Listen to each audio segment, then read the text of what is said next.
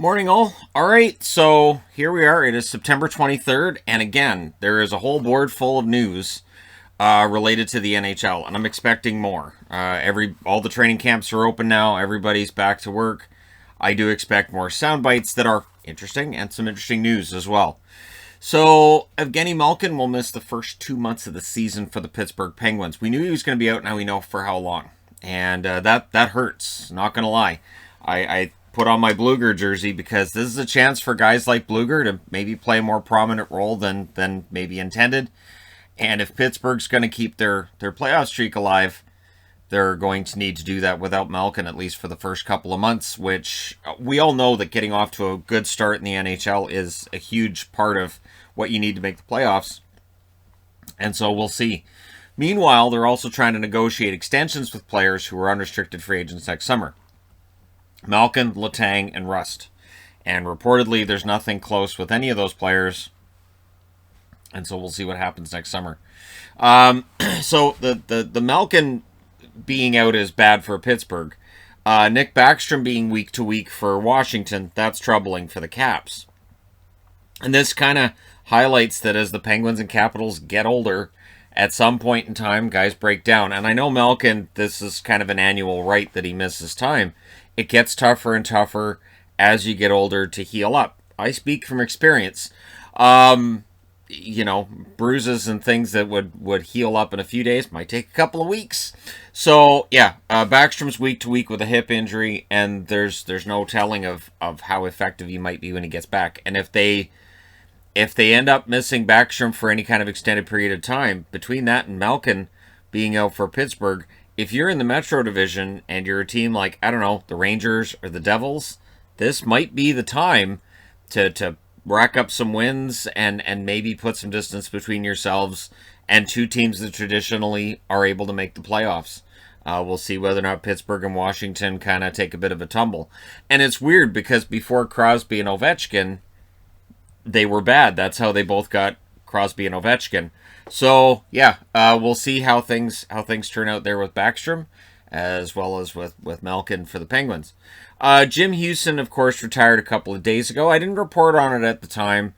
There were definitely some people taking victory laps over him not being included in the announcers for Hockey Night in Canada. I've always liked Jim Houston. There's a few things with Jim Houston.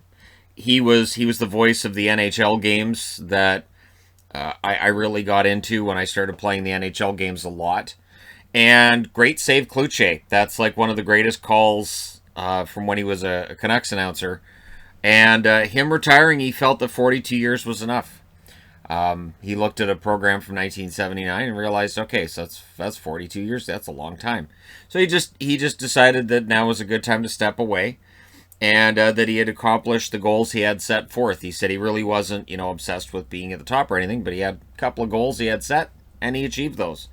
So he felt that now was a good time to step aside and move into retirement. So I wish Houston all the best. I think he was a very good announcer. I understand that Toronto fans blamed him for losses they had last year. Yep. And we'll see what happens this year. Which announcer, when they lose, they blame for that. And I know people are going to say, well, he was cheering against Toronto. I didn't hear it. I really didn't. I watch every game, and I really didn't hear Houston cheering against Toronto in games. But anyways, so all the best to him in retirement. Jack Eichel did fail the physical, so no worries about him passing the physical, and Kevin Adams saying he needs surgery. We know he needs surgery. He's told us he needs surgery. Didn't Buffalo doctors say they wanted him to try rehabbing the injury and going through that process? And they also stripped him of the captaincy. So I don't know. I don't know how far this is gonna go. I'm just kind of whatever. So now I have a Buffalo jersey with Eichel and a C on the front, and there's a seller I know that has Eichel jerseys with C's on the front. Not going to be happy to know that the C got stripped of him, although when he gets traded anyways. But when does he get traded, and what does he get traded for? And honestly, his value right now to any GMs looking at getting him in a trade has to be a big fat zero. It has to be, if Kevyn Adams works the phones right now, get him the surgery and call us when he's healthy. We're not touching that right now. So, yeah, this is going to go on for a while longer. And I understand stripping him of the captaincy. The timing is odd. Why not do that at the end of the year? Why not at the end of the year say, you know, when he's saying there's a disconnect between himself and the organization, just say, we have decided we're going to strip him of the captaincy and name a new captain before the season starts. It has to be tough for Buffalo Sabres. For the players, I know for the fans at this point you have to be kind of numb. I'm a Canuck fan. I've been numb for decades. It's great. But that numbness, I wonder if it's setting in with players too. Like if at this point it's like, yeah, fine. Or if they just view the whole thing as Eichel's one player. We've got a whole team of guys here that want to be here, and let's get it done. So we'll see what kind of a season they have and whether or not that traces back to all of this discussion with Jack Eichel. It's not fun. And I don't think Kevyn Adams has been given a scenario here that's great for a GM that's not very experienced. But I don't know that he's played it all that well. Once we get through to the other side of this and there's been a trade, we can reevaluate this. We can do a timeline of here's what happened and when, and see, did they get full value and what were they doing? So I think that's a fair question. What are they doing? And we'll see what happens. Speaking of things that GMs say, Pierre Dorion feels that the rebuild is finished for Ottawa, which makes total sense for him to say this. At some point, you have to stop collecting young players. At some point, you have to say, now's the time to get better. Now's the time to make the playoffs. And in the case for Ottawa, it's a bit dicey in that they had a good run in the second half of the season last year, but you can still see holes in their lineup. But yeah, the actual rebuild part where you're tearing it all down and selling guys off at the deadline should be finished for Ottawa. If they miss the playoffs and then they magically get the number 1 draft pick, they won't turn it down.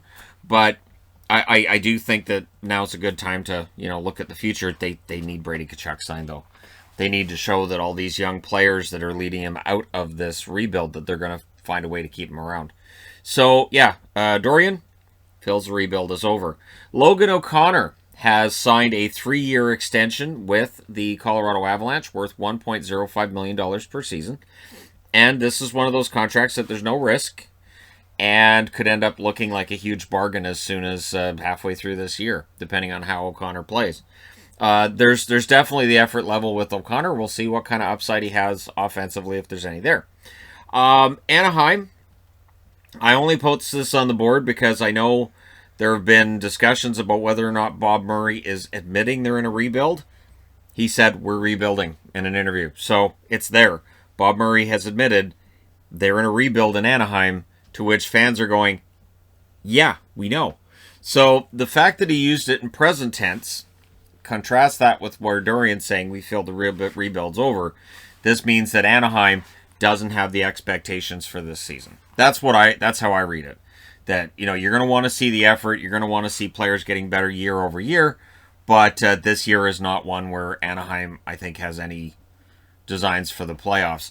And again, if they somehow manage to get that number 1 draft pick and draft Shane Wright next July, that would go a long way to leading them out of the rebuild the way that Ottawa feels they're on their way out of the rebuild. But what I want to know is what you people think out there. Let me know your thoughts in the comment section below. As always, don't forget to hit like and subscribe. If you're browsing your way through, you just happened upon this video. Thank you guys so much for watching, for all your support, and we'll talk to you again soon.